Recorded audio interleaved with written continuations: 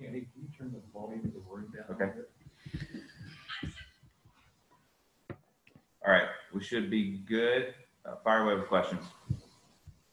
Hey, Les, what led to the offensive struggles today? Our quarterback left the game early, and we're a team that's, needs to put it together. We're fortunate to have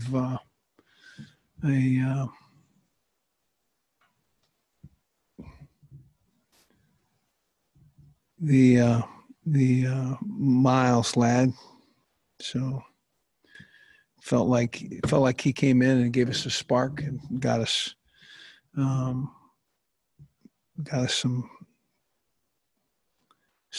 couple nice little naked throws and handled the stage pretty comfortably too. So, but I think we need to put some consistency behind our quarterback play. But I think we will. Was the plan to play Jalen all game, and then when he got hurt, you just had to go to Kendrick? Yes. Well, obviously Miles Kendrick knew that he was going to play, and he was getting all of the backup reps as we could get to him. And and we did, and that's exactly kind of how it went. How long will it be before Thomas McVitie can play again? How long before Thomas McVitie? I don't know exactly. I can tell you that considering going into a bye week, I would say that Thomas is probably a week away. I'm not certain. Did you feel at any point like your team was kind of overwhelmed out there? I really felt like the plays that were made were not that style of play. More of a I didn't feel like they were overwhelmed. I felt like that, should we continue to go on the course that we're going, I think we're going to be fine.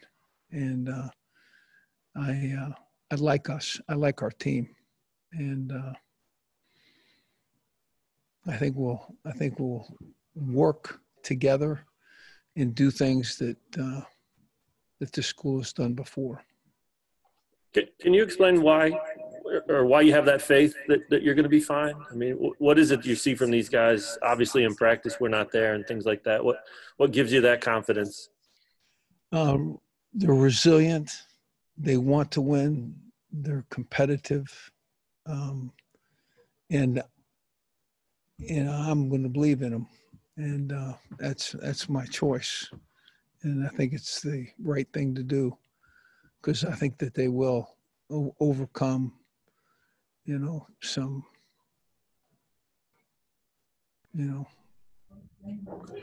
Coach, can you say anything about Daniel's injury? Is it going to be something that keeps him out?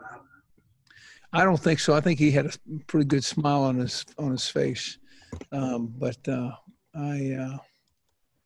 I'm not certain. I certainly would be remiss to comment, but I sure did like his runs, his physicality, and who he was.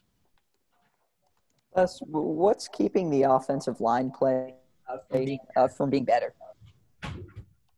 Yeah, I want you to know, I know that our line coach is busting his tail.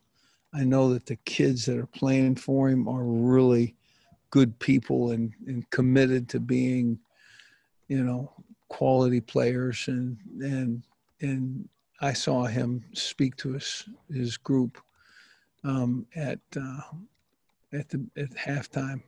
I just believe that he'll make something out of that group. And that group is talented. So I'm betting that they get better as we go. Les, what happened on the 55-yard touchdown to Wallace in the first half? It looked like there might have been some blown coverage there. Yeah, I absolutely. I can't wait to meet tomorrow or the next day with some of these coaches and find out where that went. But yeah, I didn't see any coverage. So. And what was your message to the players in the post-game locker room? We have some we're in pain, but in my opinion, we're going to continue to work hard. You're going to be something. This is going to be a good football team. And this is kind of along the same lines. You haven't had to give a lot of post-game addresses after losses like this throughout your career. Is it kind of how do you find what to say, the right things to say? Is it something that just comes from the gut, I guess? Where does that message come from? Just being honest and optimistic. I mean, I think it's fundamental for me to tell you that I am going to reward and enjoy people as opposed to kick them in the tail and treat them roughly. What did you make of Nick Channel's performance and how he filled in?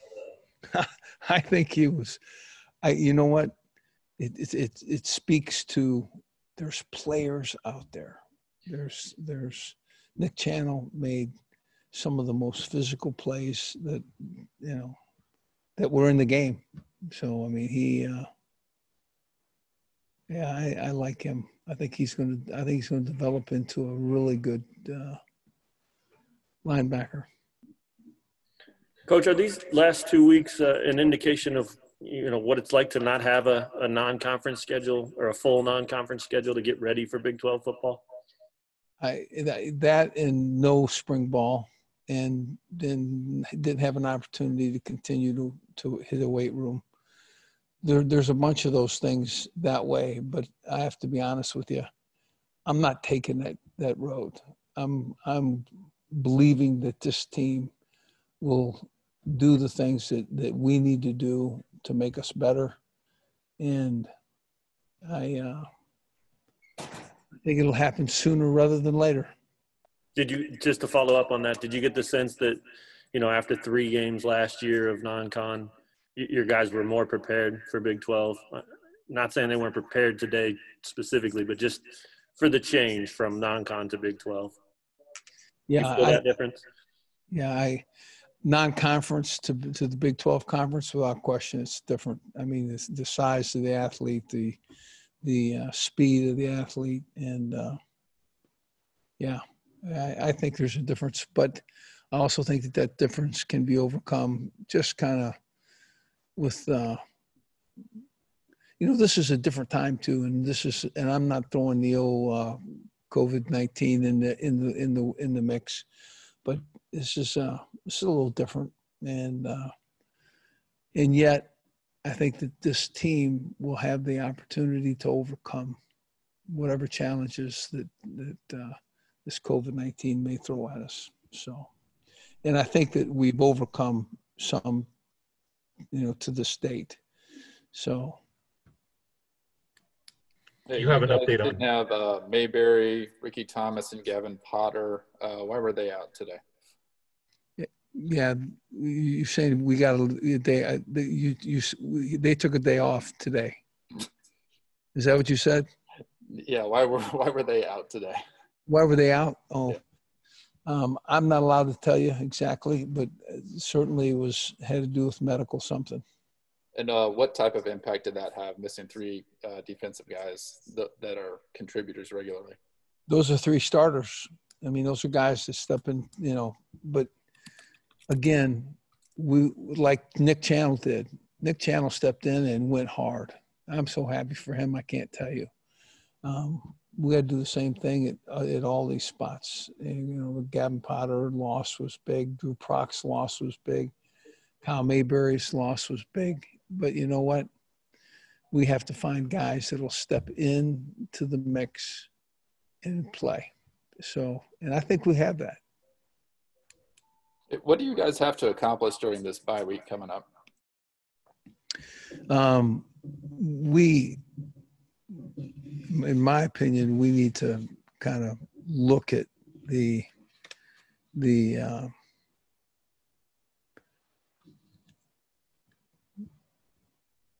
quality of our positions and where we're at. In other words, I want to make sure that we're headed in the right direction. And I just want to, we'll do self-scout, which will tell us exactly what plays are being called. And I think that that's a fundamental piece for this next week. I think the defense is improving, and but I want to spend some time with those guys too. So, but Couple more for Coach. Yeah. Oh. Are you able to get a full evaluation of your defense when the offense averages fewer than 2 yards per play in the first 3 quarters? Oh, is that painful? That is so painful. 2 or 3 yards in the first 2 quarters. I think the defense did a fine job, really playing, with the idea that we had not scored and not done those things. So I'm still for us and our guys, and just that way. Coach, how would you assess the play of Jalen Daniels so far? I know he got dinged up a little bit, but I guess from what you've seen from him so far. Okay, I didn't hear that. Jalen Daniels, he's got the ability to throw. He's a person who has self-confidence, and he's going to be a guy that will down the road be very special here. And I think you'll all enjoy how he turns out. Puka kind of struggled to get it going when he was in there. What did you see that was kind of challenging him today? I swear my ears are not just the best ears ever, but I'm not hearing exactly what's. Yeah. Sorry, Puka's. What kind of led to Puka's struggles today? Puka struggles. What led to Puka's struggles today? Well, I can tell you, it's not Puka. I can tell you that. It's going to be another position group, because he does those things that you can't coach. So. All right. Thanks, everybody. We'll bring some players in here real soon.